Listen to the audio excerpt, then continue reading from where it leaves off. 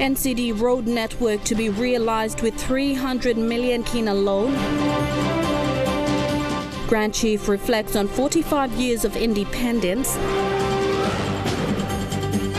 And Binandera people showcase their culture.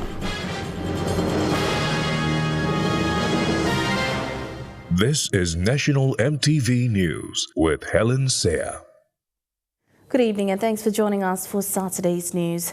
The National Capital District Commission is obtaining a 300 million kina loan from Bank South Pacific to fund 4 major road networks in the city. The loan will be obtained with the state as the guarantor. This loan should be ready by March next year. This isn't the first time NCDC is taking a loan to fund projects in the city. It has done it in the past, and some of the major roads in the city have been funded through NCDC loans.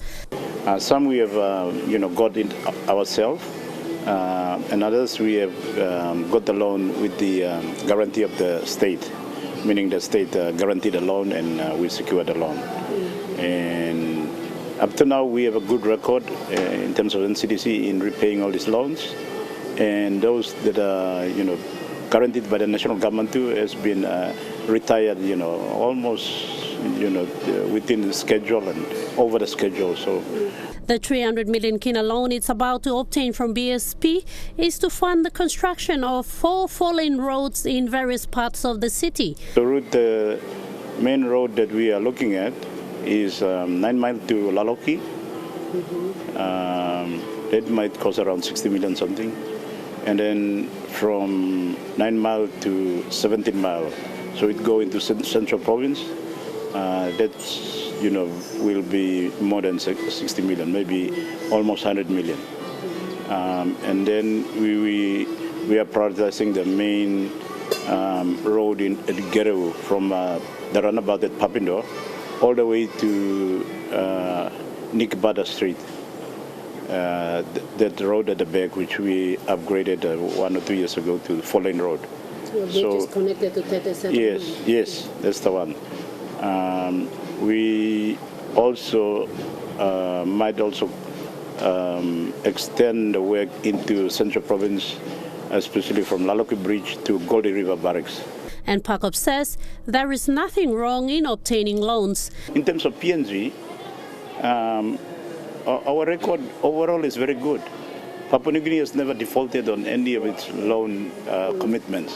And that's a record we should be proud of. And we should not shy away too much from loan. The loan is a necessity of life.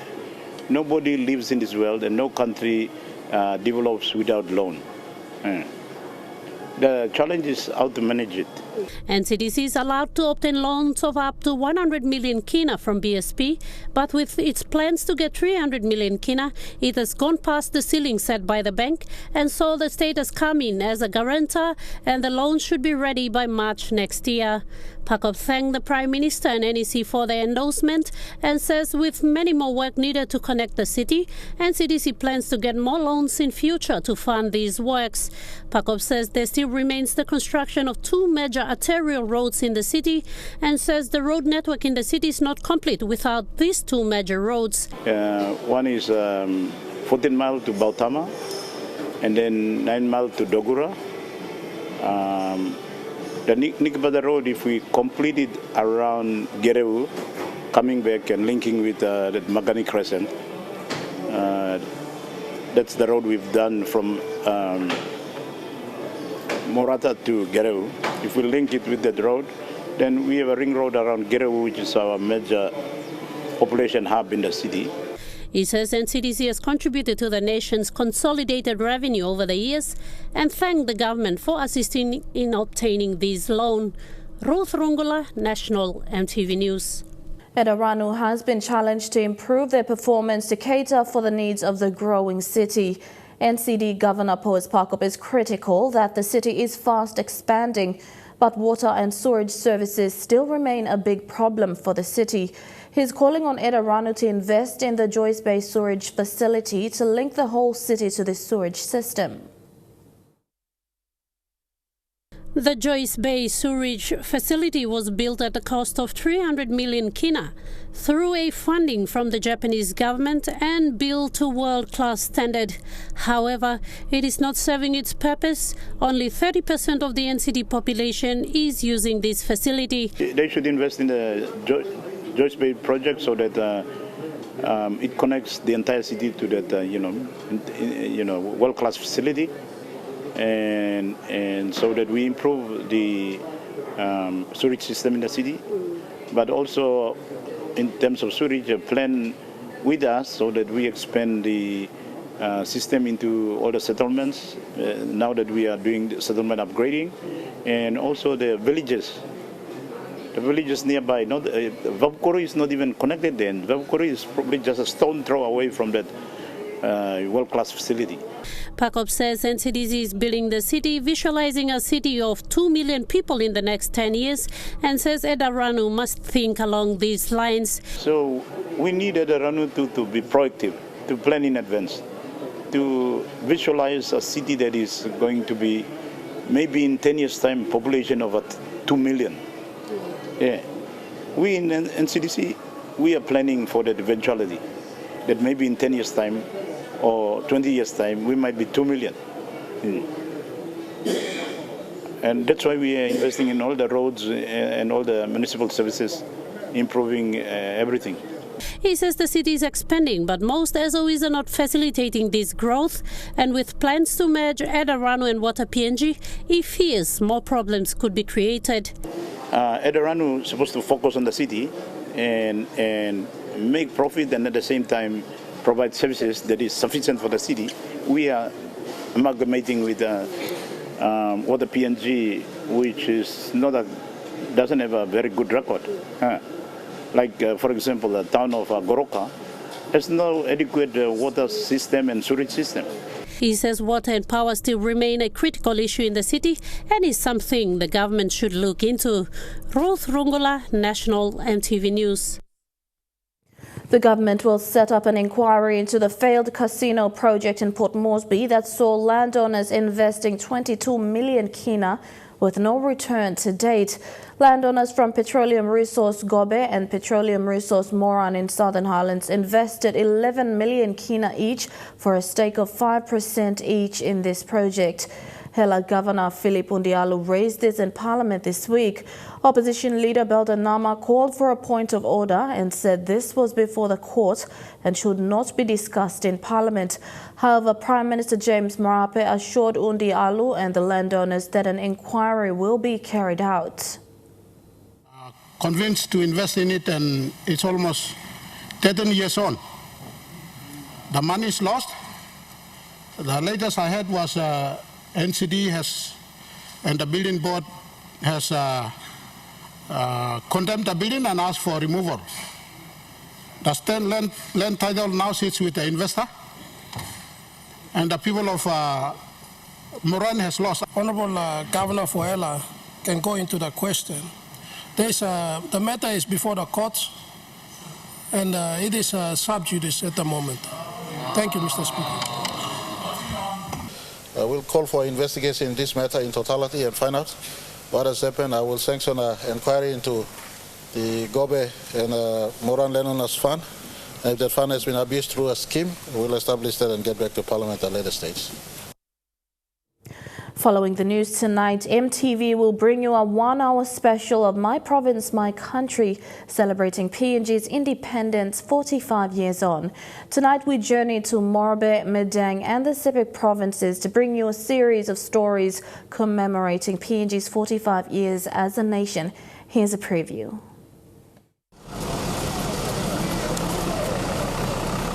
When a young Michael Somare and his peers decided they wanted to run their own country, much of the land was unconnected by road.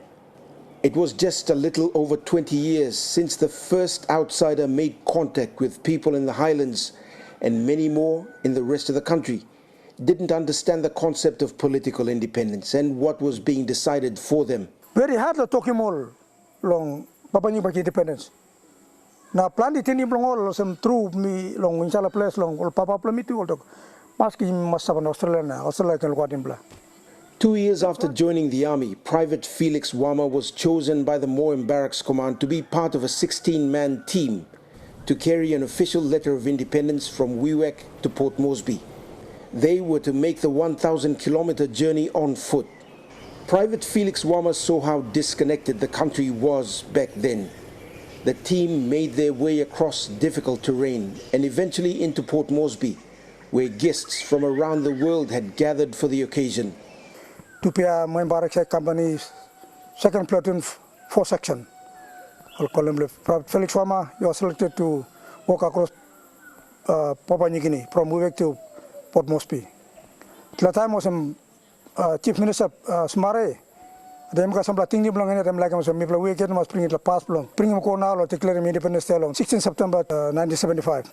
Di sela pas time chalan belum mipla sabe Colonel Key belum Finch place belum tami gitu. Lata memimpin command im desla a team 16 men. Mipla pengot lata memimpin lieutenant. So then we started from Moem Barracks. Mipla started Moem Barracks to the gate. We must go through Pianis now or highway silingam lebianim through from Wewak Angoram, Kamapla Medeng. So the time to our road in Blakolonga, there are bus tracks. And stay tuned for My Province, My Country, 45 years on. That's at 7 p.m. straight after the news. 3 days from now, Papua New Guineans around the country will celebrate 45 years since being freed from colonial rule. For the leaders who pushed for independence, this was driven by the will to be treated as first-class citizens on their own land. In this independence message, Father of the Nation, Grand Chief Sir Michael Somare, reflects on how the idea of independence was opposed and how Papua New Guineans are now taking pride in being independent and free. Today is 45 years after independence. When I was telling Papua New Guineans to have independence, there were a lot of reluctance. A lot of people didn't want to say anything. They were frightened that the country would go bad. But believe me, I stick by what I said. You'll have independence, you'll have celebrations, you'll have Hamas in the country. And now people are very proud of the fact that 45 years is coming up on the 16th of September. After 45 years, you see independence. It's something which is blessing for all Papua New Guineans, all throughout the country. And I know all around the world they are enjoying. I know in other countries, independence was short-time lived. They had a bad time, bad effect. People didn't listen, they destroyed their country. But Papua New Guinea has been very proud to stand up to itself and very proud of itself, put its head up and said, yes, we will have independence. And we prove to people that we prove to the world that we are now an independent country after 45 years. But, you know, I'm looking for next 5 years, it'll be 50 years of independence. All I want to do is, I wish people of Papua New Guinea very independence, celebrations, enjoy yourselves. You've made a day, you made a day, you made it for this country to be independent. After 45 years, we will all see what's going to happen.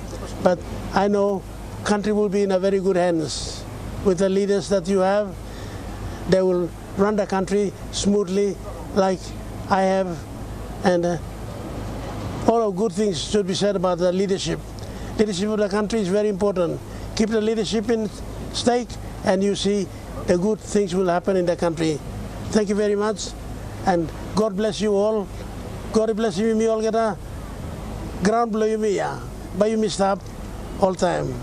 Na mi ama mas long talk big pla ama mas below independence you long all geta man meri lo Papua New Guinea na talk big pla mas tala you pla mas paiti man lo you play paiti bros na talk mi pla sana pontem na make him this la country come up. Thank you. Na God bless me pla. And that was Grand Chief Sir Michael Somare, still active and patriotic since leading PNG to independence in 1975. The Oil Palm Industry Corporation Board has hit back on the Minister of Agriculture and Livestock, John Simon, describing his statements as misleading. OPIC Board Chairman Patrick Rao says his appointment as the chairman went through proper processes as set out by the OPIC Act and complied with the court orders of August 7th. Chairman of the Oil Palm Industry Corporation Board, Patrick Rao, hit back at his minister, John Simon, saying Minister Simon's rejection of the board's recommendation of the appointment of the chairman was a clear defiance of the court order of August 7th. On the 21st of August, just after the board meeting, and he had up to the 28th August to appoint and gazette the chairman and the deputy chairman in the National Gazette. And we understand he has not done that, or he has defied a national court order of the 7th of August. Order number 5 of 7th August ordered that members of OPIC shall within 14 days recommend to the minister that one of them, apart from the former chairman, be appointed as chairman of the board, and the minister should make an appointment within 7 days of receiving this recommendation. However, the minister claims the processes involved in appointing Mr. Rao was flawed. It said the board goes back and quickly within 7 days the board needs to sit. And board sits and make recommendation to the minister, who now will appoint. Or the minister, and then we will take it to cabinet to get it appointed. But what they did was, and they went ahead and they've appointed the chairman. Chairman Rao says his board is confident they complied with the court orders and will wait till September 7th to report back to court on compliance issues. He also defended Francis Tavatuna's appointment as board secretary. Mr. Tavatuna has provided the best advice and support to the board when he was appointed as board secretary.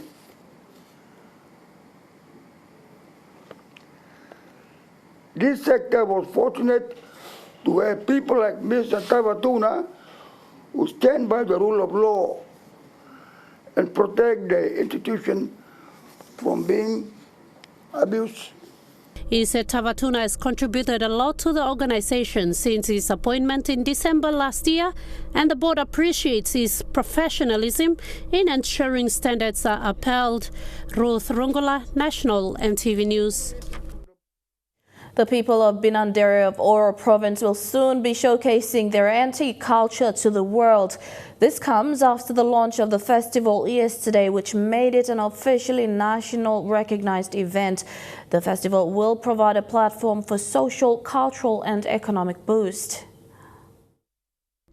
Reviving a dying culture has been the heart of the Sohe District Development Authority for years.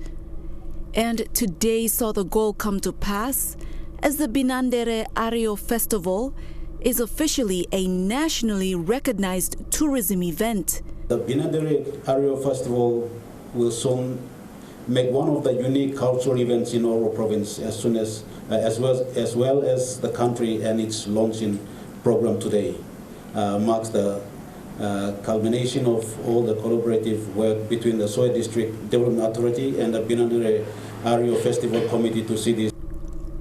Binandere is the name of a tribe in the Tamata LLG of the Sohe District, and Ario is the name of a very unique traditional dance with 36 different movements. This is a sacred dance that takes very long to rehearse.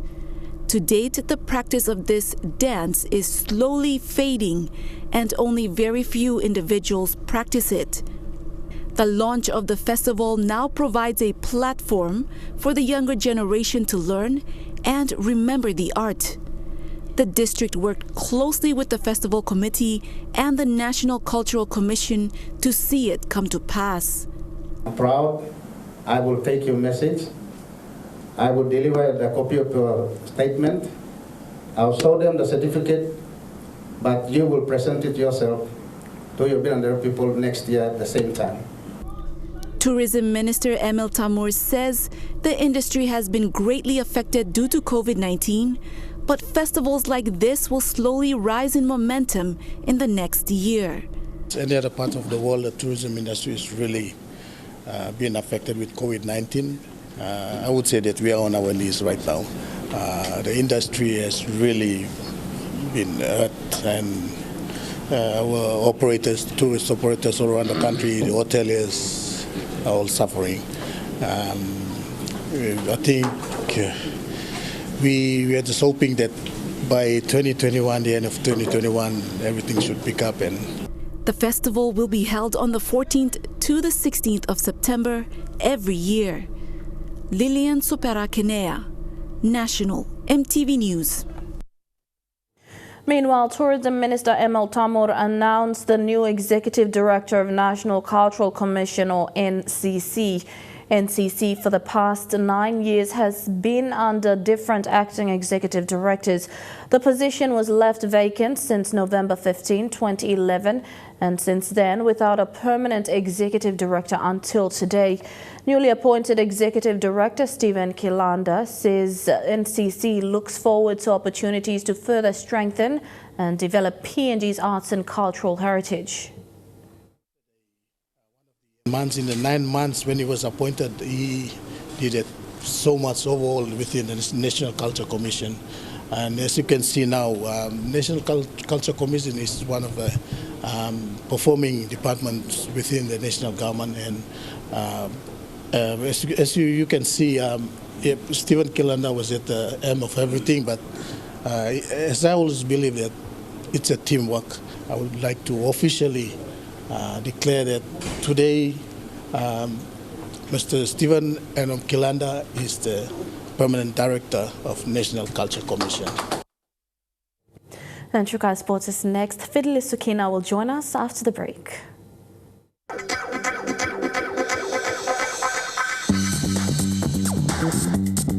Trukai Sports.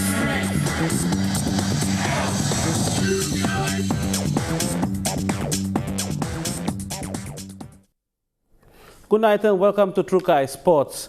FC Bougainville pulled off an upset today after they managed a 1-0 victory over the second-placed VTS United.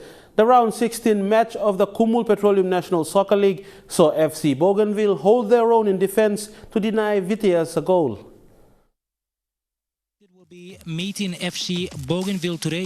FC Bougainville were coming off a stunning win over the Tusbab Stallions last weekend and were looking to maintain their form against a worthy opponent, second-place VTS United, who struggled a bit last week against the Kutubu FC despite their 4-1 win. VTS, captained by Yagi Sasa, were in full strength and showed early signs of scoring. Not sure what that was, but Jonathan Allen, true ball for Yagi Sasa. It seemed FC Bougainville was losing touch, but their option for the long ball gave them a good first attempt at goal, with Jafari and Banem trying their luck.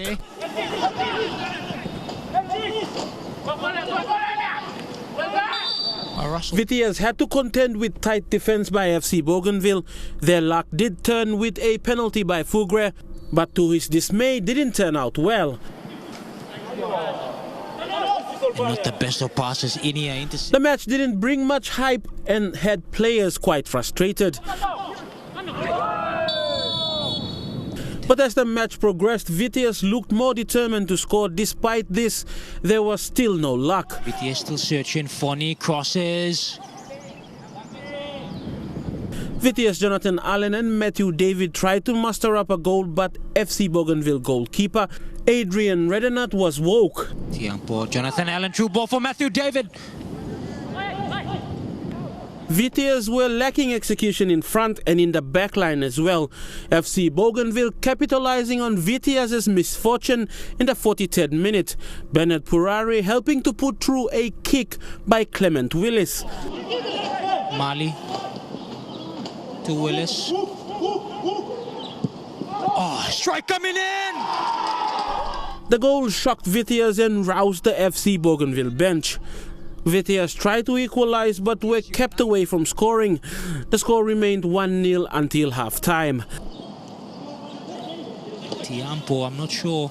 The second half was a chance for VTS to stake an early comeback, but FC Bougainville goalkeeper Adrian Redenat was good in containing the situation. Fale looking for Jonathan Allen. Redenat. But VTS kept their attempts coming. FC Bougainville didn't only defend well, but were also relying on captain Basil Jafari for some goals. Mali, Jafari, Basil Jafari! Despite Basil's attempts at goal, Vitias had their duo, Jonathan Allen and Matthew David, hungry for a goal, causing a collision in the goal area. And a bit of friendly fire occurred. Jonathan Allen crashed into Matthew David. FC Bougainville held strong to their defensive structure, shielding the Vitias attack. The match proved entertaining until the last whistle. FC Bougainville with a 1-0 victory. Now the team has 3 from 3 wins, helping to boost their hopes for a top 4 finish, while Vitias have to regroup after their second loss this season. And that story ends Trukai Sports. The weather forecast for the next 24 hours with Helen after the break. Good night. Trukai Sports.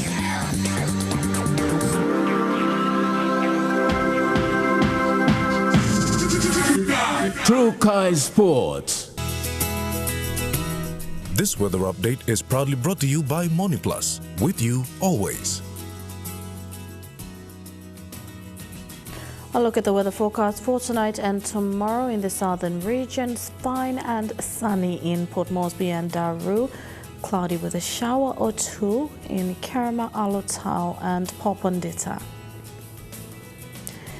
In the Momasa region, partly cloudy with a shower or 2 in Leh. A few thundery showers, then fine, although cloudy in Medang. Fine, although partly cloudy in Wewak, and mostly fine weather in Vanimo. In the New Guinea Islands region, partly sunny and fine in Lorengau, Kavieng, Kokopo and Rabaul. Partly cloudy with a shower or 2 in Kimbe and fine and sunny in Buka. And in the Highlands region, partly cloudy with a shower or 2 in Mount Hagen, Mendi and Wabeg. A few showers and drizzles, then fine, although partly cloudy in Goroka and Kundiawa.